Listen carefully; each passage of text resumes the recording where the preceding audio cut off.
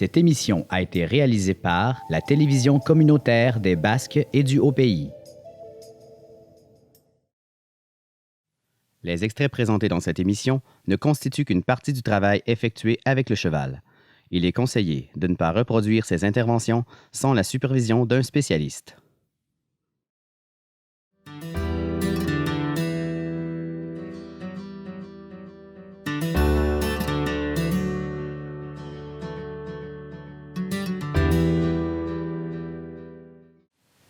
On a vu tout au long de la série différents chevaux qui avaient des troubles de comportement ou des comportements indésirables.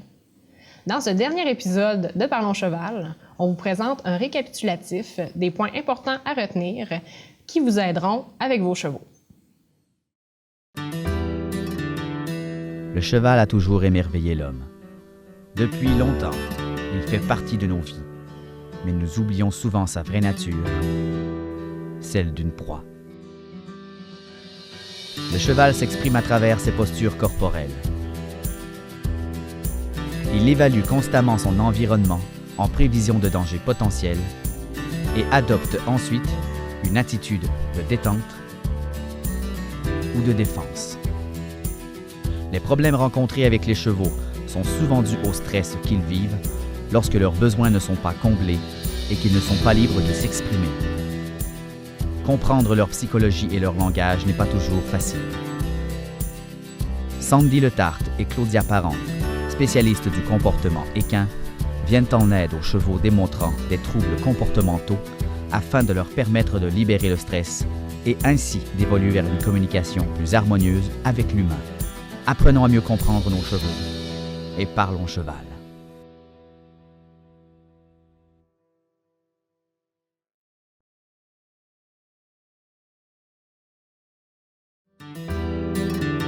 Peu importe la discipline pratiquée ou la méthode employée, notre priorité devrait toujours demeurer le bien-être du cheval. Mais encore faut-il savoir reconnaître quand un cheval est bien. Bonjour Sandy. Bonjour. Dans la série Parlons Cheval, on a souvent parlé de bien-être des chevaux. Mais qu'est-ce que ça prend exactement pour qu'un cheval soit bien?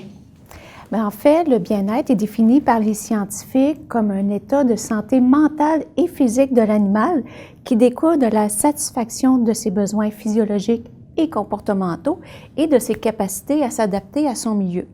Dans un premier temps, c'est un organisme britannique, le Farm Animal Council, qui a défini en 1979 5 principes qu'ils ont appelés les 5 libertés qui définissent le bien-être animal en conditions d'élevage. Voici les 5 principes. Ne pas souffrir de faim ni de soif, ne pas souffrir d'inconfort lié à des contraintes physiques, ne pas souffrir de douleurs, de blessures et de maladies, pouvoir exprimer les comportements naturels propres à l'espèce, ne pas éprouver de peur ou de détresse. Depuis, plusieurs protocoles ont été proposés pour l'évaluation du bien-être des équidés, dont vous avez en bas de l'écran un de ces protocoles si vous voulez télécharger et faire l'exercice avec votre cheval. Donc, on peut dire, dans le fond, que dès que ces 5 principes ou ces 5 libertés-là sont respectées, le cheval va être bien. C'est important de se rappeler aussi que même si nos chevaux sont domestiqués, ils gardent quand même les mêmes besoins fondamentaux que leurs ancêtres sauvages. Ça serait intéressant, justement, de parler du budget de temps du cheval. Oui, tout à fait. Le budget temps, c'est la répartition des activités du cheval sur une période de 24 heures. Et en conditions de vie naturelle, c'est l'alimentation où est-ce que le cheval consacre le plus de temps. Donc, il y consacre 60% de son temps, ce qui représente environ 15 heures sur 24 heures seulement à s'alimenter. Donc, le cheval est un herbivore monogastrique dont le comportement alimentaire est caractérisé par des repas très longs et en continu. Donc, s'il y a un écart trop important entre les repas, ça peut provoquer chez le cheval des troubles gastro-intestinaux ou encore des troubles de comportement. L'activité qui se classe au 2e rang en termes d'importance dans le budget temps chez le cheval est le repos. Ce n'est pas une activité à laquelle on pense que le cheval va passer beaucoup de temps, mais il y consacre quand même 25% de son temps, ce qui représente en moyenne 6 heures sur une période de 24 heures. Donc, on devrait être en mesure d'observer son cheval se reposer, soit en position debout ou couché. Un cheval qui se repose debout aura l'encolure égale ou plus basse que la ligne de son dos. Les muscles sont détendus et un membre postérieur peut être au repos. Lorsque le cheval se repose couché, il y a deux postures, soit en position sternale ou en décubitus latéral. Donc, dans le fond, de ne jamais voir son cheval se reposer, c'est un indicateur de mal-être. C'est important de s'assurer que le cheval se sente suffisamment en sécurité dans son environnement, puis avec ses congénères, pour pouvoir se reposer. Puis c'est important aussi de lui fournir un endroit propre et sec pour pouvoir se coucher. On a vu dans l'émission avec le cheval Formal que la propriétaire était surprise parce que suite à notre travail qu'on avait fait, Formal s'était couché alors qu'elle l'avait jamais vu auparavant se coucher dans son box. Donc c'est un bel indicateur que lorsque le niveau de bien-être du cheval augmente, il peut plus facilement se reposer. Oui, tout à fait. Et si on poursuit au niveau du budget temps, à égalité avec les déplacements, l'activité de surveillance occupe 6 du temps du cheval, ce qui représente sur une période de 24 heures environ 1h30 à surveiller son environnement. Lorsque le cheval surveille son environnement, il est immobile et a un port de tête haut. Durant cette activité, le cheval évalue un stimulus, à savoir s'il y a un danger ou non, ce qui lui permettra de déterminer s'il peut retourner à ses activités ou devoir adopter un comportement de défense. J'invite les gens à consulter un article de vulgarisation scientifique dont la bibliographie figure au bas de l'écran, dans lequel on y fait référence aux états psychologiques suite à une activité de surveillance, donc la détente ou la défense. Donc, dans nos activités quotidiennes avec notre cheval, c'est important de le laisser surveiller son environnement. Ça dure seulement quelques secondes, cette activité-là, mais sur une période de 24 heures, dans son budget de temps, le cheval va passer 1h30 juste à surveiller son environnement. Donc, c'est incroyable quand même la fréquence à laquelle il va faire cette activité-là dans une journée. Oui, absolument. Et respecter l'activité de surveillance avec notre cheval, c'est contribuer à son bien-être parce que ça lui permet d'exprimer un comportement naturel à son espèce. Et c'est très simple à faire. Il suffit simplement d'arrêter l'activité qu'on est en train de faire, le temps que le cheval évalue le stimulus. Et comme tu disais, ça dure seulement quelques secondes à la fois. Et ensuite, on reprend notre activité. Et ça, on peut le faire que ce soit au sol, dans une activité de proximité, voire même au travail monté. On aurait tendance à penser que si on laisse le cheval s'arrêter pour évaluer un stimulus, on va créer chez lui un stress. Ça va le stresser de s'arrêter pour regarder ce qui se passe, alors qu'en réalité, c'est le contraire. C'est plutôt le fait de ne pas le laisser s'immobiliser, puis de continuer à vouloir le faire avancer ou faire l'activité qu'on faisait avec lui, qui va créer un stress chez lui parce qu'il ne pourra pas se rassurer et puis voir ce qui se passe autour de lui. Tout à fait. Et lorsqu'un cheval évalue un stimulus, ses premiers sens qui vont être sollicités vont être la vision et ou l'ouïe, dépendamment s'il y a un obstacle visuel entre le cheval et le stimulus. Et puis, si le cheval ne perçoit pas le stimulus comme un danger, il va ensuite utiliser son olfaction, son sens olfactif, pour aller faire un flairage avec l'élément. Et par la suite, au besoin, il peut utiliser son sens tactile, là où est-ce qu'il peut utiliser ses lèvres, voire mettre dans sa bouche l'élément.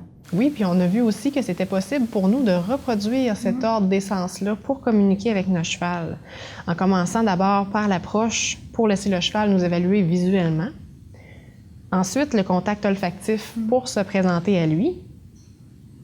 L'invitation de nous suivre grâce à notre gestuelle corporelle. Et plus tard, dans les activités de proximité, d'inclure le sens tactile par le brossage, par exemple. Tout à fait, c'est vraiment important de tenir compte de l'ordre des sens pour avoir une bonne communication avec le cheval. Et c'est d'autant plus important lors de la résolution d'un trouble de comportement. Nous avons eu des beaux exemples à ce sujet-là lors de la résolution de difficultés d'approche avec 2 ânes et aussi avec un cheval qui était difficile d'approche depuis 10 ans.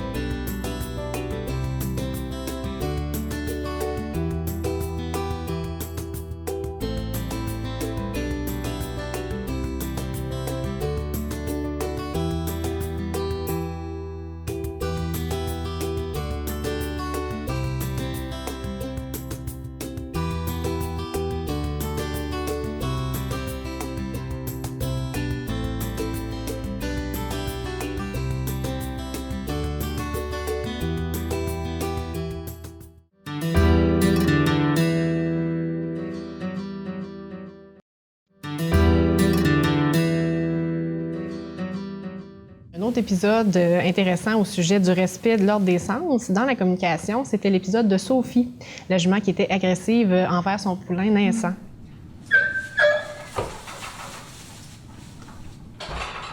Dans ce cas-là, il avait fallu rétablir la communication entre la jument puis son poulain en stimulant la jument à utiliser ses sens dans le bon ordre pour communiquer avec son poulain et non pas à l'agresser.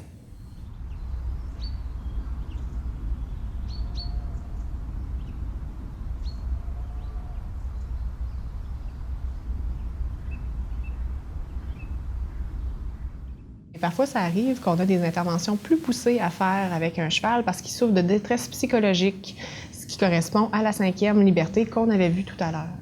Oui, il arrive parfois que malgré le fait que le cheval soit en bonne santé, que ses besoins fondamentaux soient comblés, qu'il éprouve tout de même de la détresse psychologique.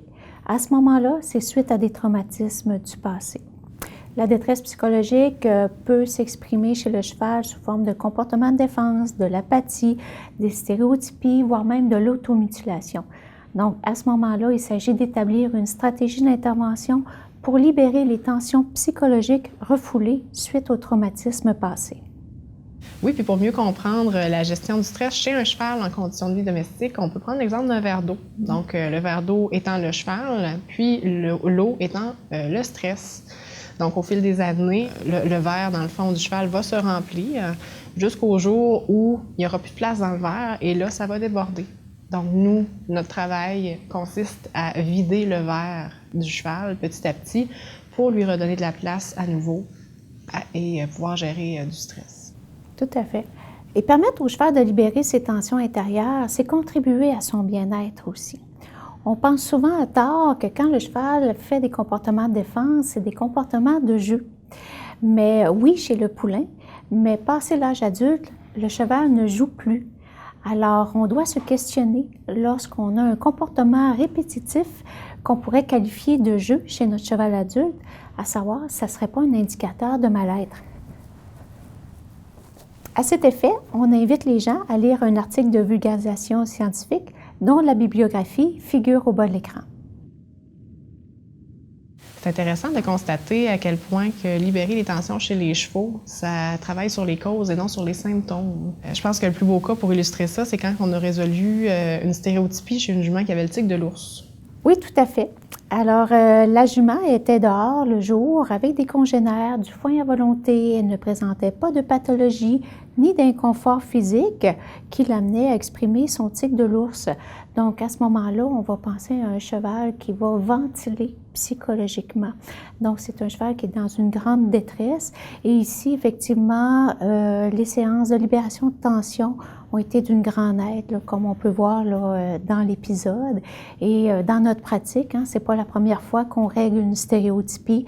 Donc, c'est vraiment efficace. Ça vaut la peine de s'investir au niveau de la libération de tension parce que, comme tu disais, on va travailler sur la cause et non sur les symptômes. Tout à fait. C'est important de spécifier aux gens qu'avant d'entreprendre les chevaux qui ont été travaillés durant la série, nous, on avait fait une visite préalable pour s'assurer que le cheval n'avait pas de troubles physiques, puis qu'il était dans des bonnes conditions, que tous ses besoins étaient comblés.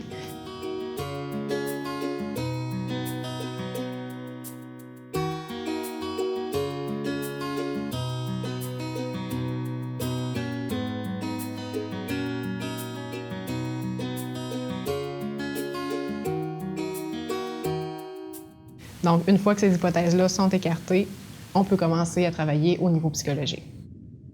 En terminant, merci d'avoir regardé les saisons 1 et 2 de Parlons Cheval. Si vous avez aimé la série et que ça vous intéresse d'en apprendre plus, il y a différentes formations qui sont disponibles partout. Vous pouvez simplement consulter le site de equincommunication.com pour en apprendre plus. Si vous êtes du Bas-Saint-Laurent et que vous aimeriez avoir du soutien avec votre cheval, régler une situation problématique ou entamer une rééducation, n'hésitez pas à contacter Claudia, dont le site Internet figure au bas de l'écran. Au plaisir de vous aider à mieux comprendre votre cheval.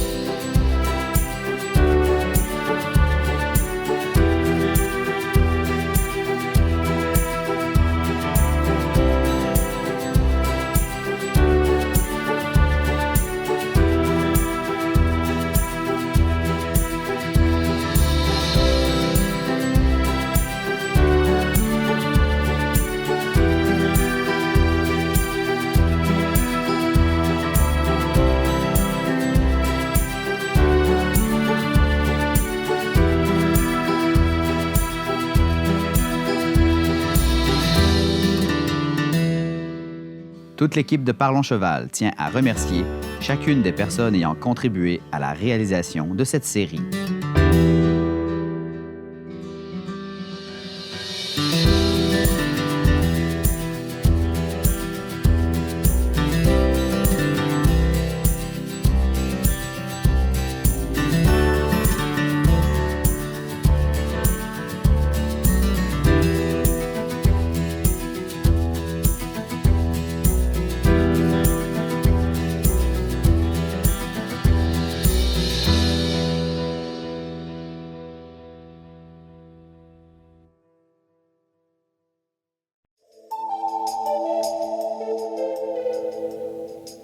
Cette émission a été réalisée par la télévision communautaire des Basques et du Haut-Pays.